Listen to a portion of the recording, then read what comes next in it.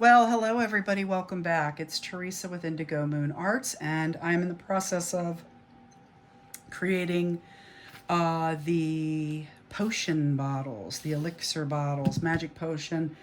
We are on step 4. Step 1, we took our glass bottle and we added crunched up cellophane paper. For step 2, we added water and we added food coloring or alcohol inks or epoxy resin coloring to get the tint. Step 3, we added our Pearl X mica powders, which gave it the beautiful magical swirl inside that everybody is asking, what is that? And now we are on step 4, which is sealing the bottle. We can't put the label on until we seal the bottle. And this is going to be a judgment call on your part. There's 2 ways to do this. One is to pop the cork in, push it down as far as you can, and use seal wax. Okay, you wax it. No topper, just put the wax on and make sure the wax fully covers so that it seals the water from coming out.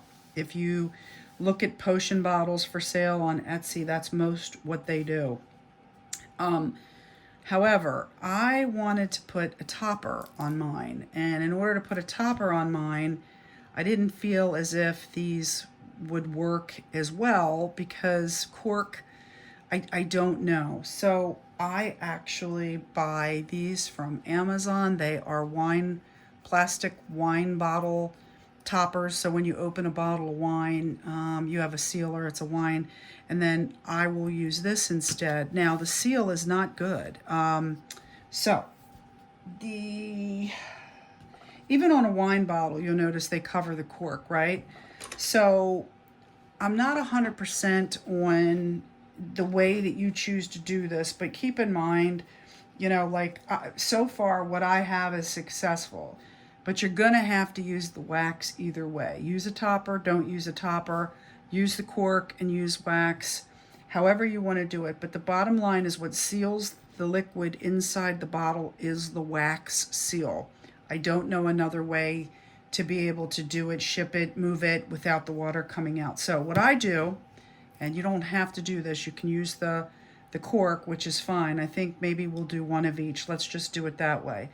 I am going to put some E6000 glue around my cork like this. And I'm doing that because I want my seal to be basically watertight. So I'm going to take this, I'm going to pop it in that bottle.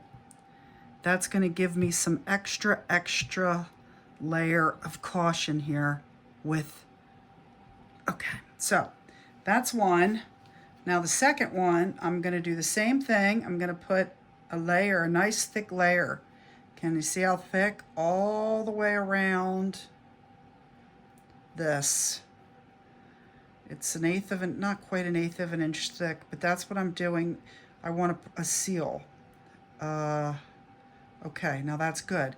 Now, sometimes I will use, as a backup, a little bit of the E7000, and I put that on the rim here to help give me an extra seal at the bottle, at where it touches the bottle. So I'm trying to be doubly cautious. There we go. I'm going to pop this in here. I'm going to push that all the way down. Now, you see that pop back up, which it will do. Okay, let me put my glue back. This takes a second. Tricky. It's like threading a needle, right? Okay. So it popped back up, which I'm going to push it back down. It has to do with me putting the glue on there. I'm going to let it dry like that. I'm going to cover it with a ribbon, and I'm going to cover it with a topper. So with that being said, I'm just going to put something on top of this. Now I can shake my bottle. Look at that. I can shake it. Now, how you know if you're watertight is if any water comes flying out of there. That's one of your tests, okay? Is water coming out? I don't think so.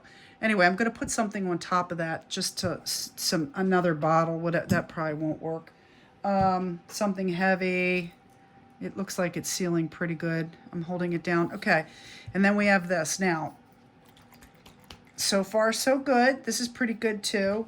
I'm going to do a layer of the E7000. I did that, but just to be safe, I'm going to go around the cork as an extra layer of, my glue's running out, like a seal is what I'm doing, okay? Just in the crevices there. And then you're going to have to let this stuff dry. But I'm doing, the only reason that we're doing this, because you are containing liquid, okay? And that's a little bit different than some of the other stuff that we do, so you have to be extra cautious. Okay, I'm trying to create a seal. Don't try to be neat, but don't worry about the little bit of mess, because you're going to paint that, cover it, do whatever you do. You don't have to make bottles the way I make bottles. I'm just showing you how I do it. Use your own tips and tricks. You're welcome to it. This just gives you the basics, and then you can go from there. So now we successfully have two. Oh, see that? Look, is that water? So I'm going to push on this because water was coming out of there. Okay. Anyway, we want to make sure. Now, this is our preliminary step for sealing the bottle. Our backup step, or what makes these bottles essentially water leakage proof, is the wax. Like I said, we try our best to get it done here so that we don't have any leakage, but you might have a little tiny bit. And again, I don't know what you're going to sell these, whatever you're going to do with them, but if you plan to ship them, the last thing in the world you want to do is ship somebody a bottle and come to find out all the liquid is in the base. Be none too happy when they got it. So you got to really make sure before you do whatever you do with these to check them when you're done and make sure they're waterproof, water sealed, whatever. Okay, everyone, so far we've got some magic. Next up, we are going to be looking at adhering the labels. So I'll see you back in a few. Teresa, Indigo Moon Arts, take care.